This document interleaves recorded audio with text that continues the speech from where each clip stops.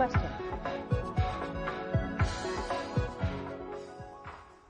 Welcome to Ask the Computer Expert. I'm your host, Shelley Irwin, keeping up on technology, of course, a full-time job, and we have two experts here to help you keep up with the latest innovations and answer your questions, whether you use PC or Mac. We'll have a little PC or Mac contest. Of course, call in with your questions, 774-9494 or 1-888-367-9494. Joining us is Richard Kenyon from High Tech Solutions, who specializes in assisting small businesses to utilize their technology resources. And hi to you, Greg Callahan, a systems engineer from the Cerillion Group. Did I say that right? Yes, Cerillion. Say that 12 times. Experts, you are on our radar because how many of us own computers nowadays?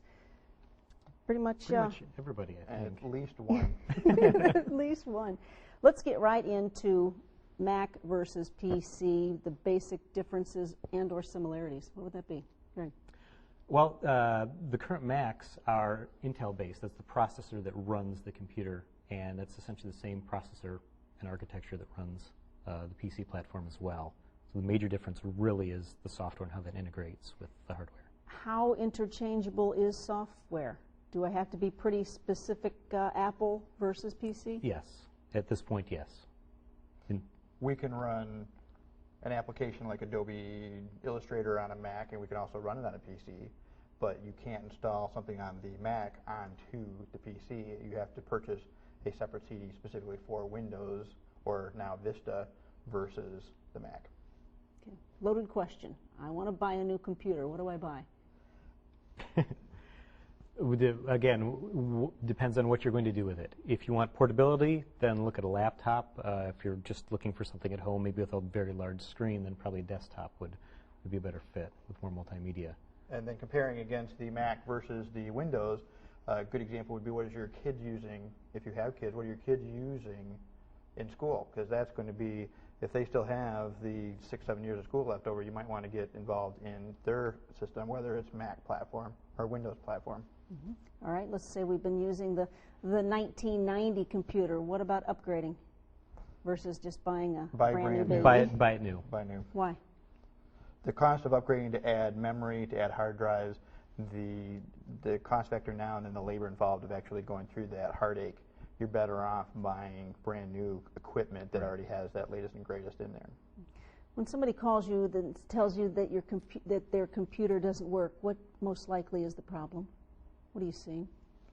Most likely, spyware or malware has infected their system, viruses, but mostly it's usually spyware over viruses, and that has prevented them from getting internet access. Occasionally, we get the whole issues of, I want to share my internet, so they get a router and they're trying to share their cable modem or their DSL, and they get the wires crossed. They don't necessarily have something plugged into the right place or what have you, and that'll run into major problems. Right. On the Mac platform, we don't really have the same issues with the spyware and the viruses as on the Windows side. So for me, it's a little bit different. It's often connectivity or getting a particular application to work the way that people want it to work. So not as many viruses with Mac? Currently, there are really... Here comes the war. None over here. There are none over here, and there are several over here. And then, okay, go ahead. That's for a number of reasons. The Mac platform was built to be secure, whereas Windows was basically built to be an open platform, and unfortunately people took advantage of that openness. Yeah, and still the majority of the computer systems out there in let's say the industry side is PC-based, which is Microsoft-based, and that is a lot bigger target than the home consumer base. So when you've got a target of where you're going to find information or hurt the most amount of people and have the biggest effect, it's going to be currently PCs, and we're seeing more and more Macs come into the office space. So you're going to see the increase of Apple as a target as much as Microsoft is. Yep. Question from you. Hi, what's your question? Thanks for calling. Hi, is the caller there? Is there a question for us? Going once, twice? I have a question for you.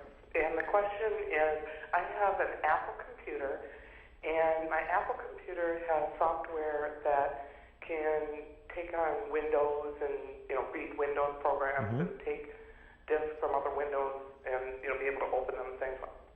anything like that. But does the Windows software on PCs have stuff that can open up Macintosh computers or Apple programs? Next caller. If it's a document itself, for example, a Word document or a spreadsheet, that is pretty much cross-platform. A spreadsheet's a spreadsheet. If it's actually running a Windows-only application on a Mac, that can be done with emulation programs.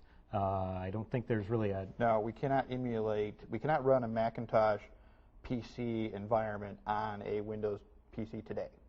On the Mac, we can run Parallels and Virtual PC. Virtual PC and run a Windows in here. So we can actually get two computers on a Mac versus the one PC Windows device today. I can run multiple Windows, but I cannot run a Mac. Okay, thanks for calling, caller. We have another question. Hi, what's your question, please? Hello, I'd like to know about swap files. I have several hard drives installed on my tower and my PC, and I'd like to know if the larger hard drive has a larger swap file. The recommendation would be to put whatever the fastest hard drive that you have, put the swap file on that drive, not the one that the OS is on. So to answer your question there, it sounds like you have multiple hard drives, so put the swap file on a drive that's not your OS and delete the swap file on your OS drive. Good. All right. Another question from you. Hi, what's your question? Hi, is the caller there? Question for us? Okay. Hello? Oh, hi, what's your question? Oh, I couldn't hear you. I recently had a power surge, and I was wondering if there's a way to check my memory to find out if it is good or not. What do you think? There are. There's some utilities that you can download off the internet, and if you download those utilities, they'll run in a kind of a protected mode environment that it will go through and save stuff to your memory and then delete it and save it, delete it, save it. So it's actually running passes through your memory to see if the memory is still okay. So yes, you can check your memory using some software utilities that can be found on the internet as like memory testing utilities if you search on Google for that. Great. All right. Good luck to you. Hi, what's your question, please? Thanks for calling. Hi, what's your question, please? Is the caller there? Am I talking into my mic? Is the caller there? Call back. We'll catch your call. Okay. Microsoft Vista is out as of today, guys. What is this, and do we need to make a purchase? You do not need to make a purchase, but you will be purchasing it on your next computer when you get your next computer. Vista adds a lot of, we talk about security. Mac was built from the ground up for security. Vista was built from the ground up for security to help the consumers protect themselves, as so to speak. So you will not be required to purchase it, but you will be purchasing it in the future. In the future. What does it have that is new? Why? I think it's been 5 years since we've had a major upgrade, right? And in that 5 years, they've been working on Vista actually for that full 5 years and finally came out with it. And of course, they are still past their deadline when they're supposed to come out. But Vista is adding a lot of GUI interfaces. Macintoshes have always been known for a nicer interface, and easier graphics, easier usability for the consumer person. And the business environment has always been hardcore. I want to do word processing, I want to do spreadsheets, that's all I want to do. Vista will add some more flexibility in regards to giving it more of a graphical, feel-good feel versus just a, I'm only here to do business. Okay. Tell me about the standard battery life and how we can make it longer. Standard battery life is usually between 2 and probably 4 hours, depending on how intensively you use your computer. If you're just letting it sit here like we're letting ours sit here, it's going to last quite a while. Dimming down the LCD, which is really probably the biggest power drain other than the hard drive, can extend your battery life. And we got flexibility of changing the CPU processing so it's not as fast. That'll increase your battery life. But increasing the actual physical battery is use your battery more rather than have it plugged in, so that it doesn't. The battery, when it's plugged in, is always charging, and that will degrade the life of your battery on the long haul. But you're really still going to be 2 to 3 hours. Most recommendations is if you get a laptop, get a spare battery. So if you are in a situation like on an airplane or on a trip or something and you ran out, you can pop your other one in and continue working for at least another hour or 2 hours after that. There we go, working or playing, Or right? playing, the games. watching Let's videos. do a little Mac 101, and we'll bring the camera in. And can you kind of share the basics of your screen, Claire? Okay. We have the screen. It's a desktop similar to all the computers. I've got several icons along the top here for different... Yeah, kind of show that, bring that to which camera you want to bring that to, Jim? Doesn't matter. Okay, keep going. Okay. Along the bottom, I've got my toolbar here with all my different applications that I can run from here, the ones that I use fairly often. I've got my icons along the top here. I'm not connected wirelessly at the moment. My little spotlight search window here allows me to search the hard drive. Same feature as what's it called in Vista, similar to that. I've got my web browser, my email, word processing, iTunes, of course. How does one determine, say I want a lot of space when I come and buy a Mac or a PC? What's my question to you? A lot of storage space. That depends on what you do with your computer. If you do a lot with music and videos, you're going to want as large a hard drive as you can fit in it. Even if you run out of space on that, you can get an external hard drive that will add additional space for you. Follow up on that? Obviously, if you're going to be doing video or photos and storing a lot of that, the issue is going to be how much storage space you're going to have. And nowadays, when you get an 80 gig drive or 120 gig drive, those are pretty much the standards, and that's still a lot of space. But as Greg pointed out, we can add external USB drives at a pretty low price to get us the flexibility of saying this drive is going to be strictly photos and this drive is going to be strictly movies, to give you a little bit fast. And by having an external drive, sometimes we get better performance because it's separate from the main computer. Okay, sounds good. Stay here. Stay working, battery. We're going to take a quick break, show you what's coming up shortly. Stay with us.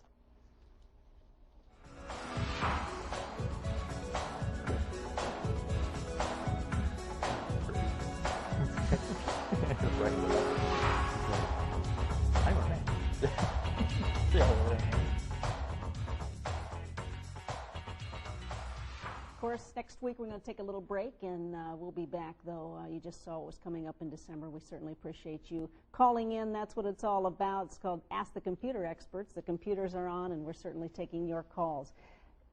Dial-up, broadband, what's the recommendation? I mean, you're plugged in all over the place there. Anywhere, anytime is the new keyword.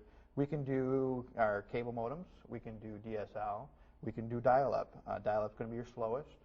The cable modems are generally the fastest, and then we have our DSLs that's going to be in between. We have the new features now where we can do cellular cards, where you can actually now using a Verizon, Sprint, or Singular card attached to anywhere that you have cell service, you can get on the internet. And they now have what's called broadband speeds, which is equivalent to, similar to a DSL, anywhere. And then you have the standard other That's just a wireless card in this laptop, but this card will work in my laptop also. Are the newer computers coming out with those internally? Yes, some of them are, and you have to be very specific when you're looking for a computer. Because on this particular model that I have, there's Model A that does not have the card, and then there's Model B that does have the card.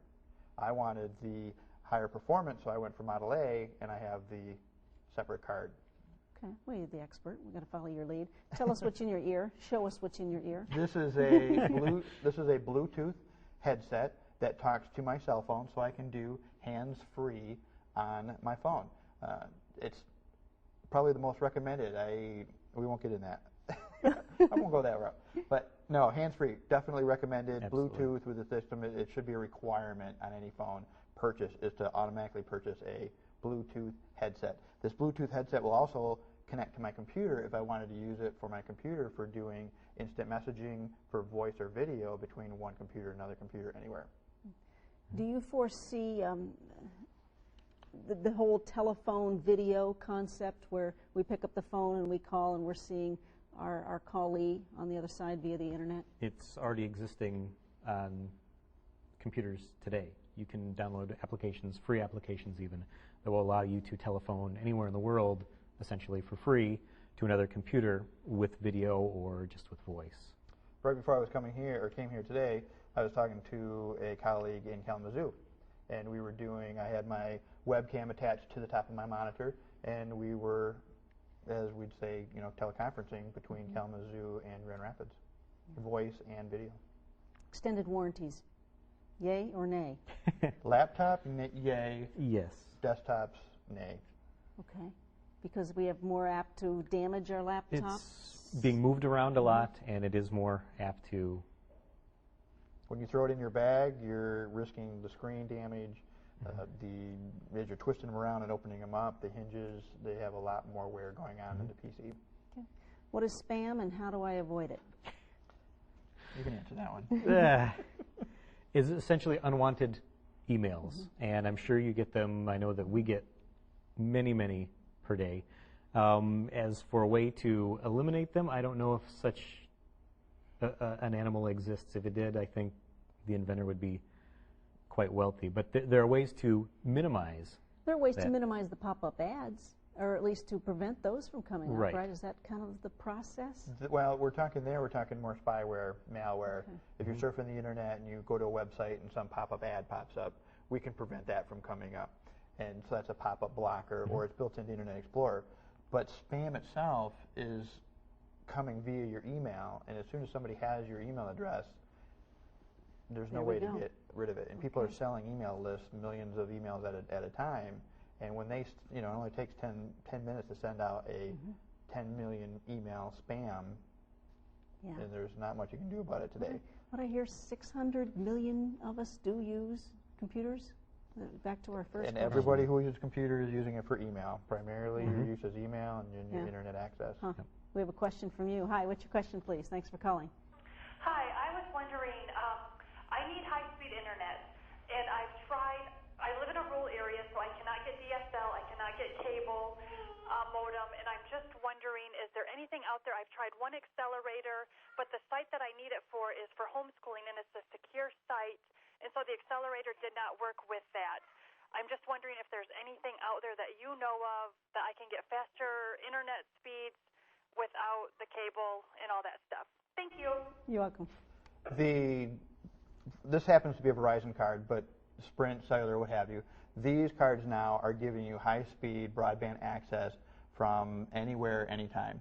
So if you want to use, if you do not have Comcast or Charter cable and you can't get DSL, very seriously look into a cellular modem card for your computer. As long as they don't live so far out that you don't have cell phone signal. If you've got cell phone service, you're good to go. You're good to go. All right. Well, you enjoy the deer or the cell phone. You got it. You have Exactly. to make choices in life. Question, email question. How to clear Internet Google search histories? How to clear Internet Google search histories. Well, if we tell you how to do that, then your children that you're trying to spy on would then be able to cover that off. So that's probably not a good idea. It's probably not a good idea. Yes. Yeah, that's We'll answer that offline. okay, well, that's another. Why do computers run slow? Is another email question I had. Slow is a relative term, I guess. I think what happens often is you get a new computer, and it's fast, and it's zippy, and then you start installing things, and you start downloading things, and pictures and music and everything, and it just sort of gets bulky and gets filled up with things, and it's trying to do a lot of things at once, and it needs to be sort of cleaned up from time to time. Tell me about the iPod. There's millions of them out there. It's a great little device for listening to music, for watching videos. Works on a Mac and a PC. No. It can be interchangeable, or would I have to buy the one? Okay. No, that one is interchangeable between either. Okay. All right. And then let's look at your. I keep saying Palm Pilot. I know that's like calling it Kleenex or something. Yeah. Originally, the Palm Pilot was the default handheld device per se. Now the Pocket PC is just as popular as the Palms.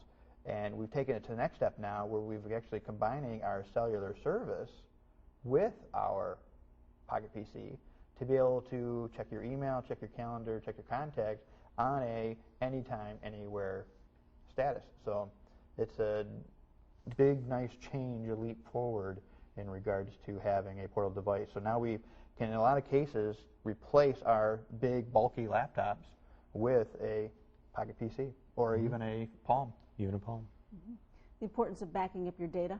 Talk about that. Extremely important. Whether you're a business or a home user, you should have some way of backing up your data, whether it's on an external hard drive. Well, yeah, tell me what the ways are. There's the external hard drive. I guess it depends on how much you want to back up. There's also the small little flash drives that are up to about 4 or 8 gigabytes now, if you have a little bit of information. Otherwise, external hard drives. Something that's come out fairly recently is off-site backup, where you pay a monthly subscription fee and your data is backed up over the internet to an off-site location. Okay, cool. Question from you. Hi, what's your question? Thanks for calling. Hi, is the caller there? Yeah. Question from you, please. I do. I have a question about spam, and I was wondering if you ever anticipate a day where ISPs will be responsible for zombie machines, or if individual computer owners will ever be penalized for allowing their machines to be zombie machines. What do you think? You know, spam is such a problem that I agree with you. ISPs should be required, but it's such a large expense, and having a false positive on who's going to be, is it really spam or isn't it spam? Right. If I get an email that comes into my office and it marks it as spam, but that was a contract that was worth information, or if that was some grades coming in from your child's teacher, and you don't get that, that's something bad. And we don't have the ability yet to make it 100% foolproof.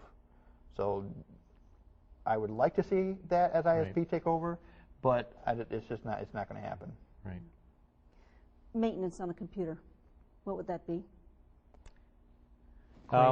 Keeping it clean physically. Don't eat a bag of potato chips over your keyboard. Those kind of things. Make sure it's always up to date with the latest patches for your operating system and your applications. So when I see updates available, press click. Yes. Yes. Okay. Yes, to download those.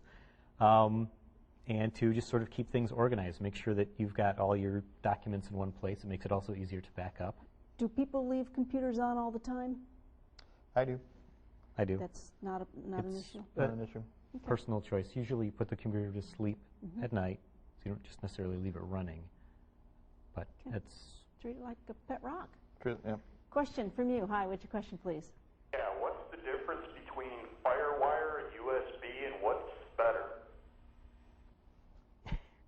FireWire came out with a Mac, so... Right. There's FireWire 400 and FireWire 800. And then there's USB 2, which is USB 1 also. It's just another connectivity technology. FireWire offers you a few more options as far as the number of devices that you can have together as opposed to USB. And the USB 2.0 is pretty much equivalent to the speed of the FireWire 480. So looking at two devices, you can either go USB 2 or FireWire, and you'd have the same speed. Yes. Good. Occasionally, say you shut it down wrong or another error happens, they'll say, do you want to send a report? I usually click no. What's up with Most that? people do click no because it's the big brother concept. But what we want to do is we want to say yes. And the reason is that report goes back to Microsoft. And Microsoft looks at that and says, okay, if I've got 100 people that all got the same error, I'm going to escalate that up the ladder in regards to repairing or fixing that particular problem. So if we don't tell them what the issue is, we're not going to get it fixed. They don't know about it, exactly. Right. Yeah. Would you buy a computer on eBay? I have. I have also. Would you, is buying through the mail? eBay, you be very careful with eBay. Never the Western Digital or Western Union money transfer things, don't do that. If you're going to purchase on eBay, only use PayPal. That's your best protection in regards to things, because there's a lot of people out there that are trying to scam you, and they will. And I myself almost bought a laptop and doing a Western Union thing, and at the last second I didn't, and it ended up being a bad person. Okay, we're going to come full circle. Why choose a Mac with just a couple minutes left? Yeah. The Mac is a very elegant, powerful computer that allows you to do a lot of things, creative things. I think it's mostly known for creative professionals using it and students. It also allows you to, again, run Windows on your Mac, so you have multiple platforms. It expands significantly the amount of applications you can run on it, and it handles all the standard business applications. There's a version of Microsoft Office that runs on the Mac, so you've got all your normal productivity tools right there. Equal time. I prefer the Windows, obviously, because of the Windows side. My biggest peeve, I guess, is my computer is actually a tablet, so I can use it to write on or use it as a regular laptop. So you can't yet get that in a Mac yet.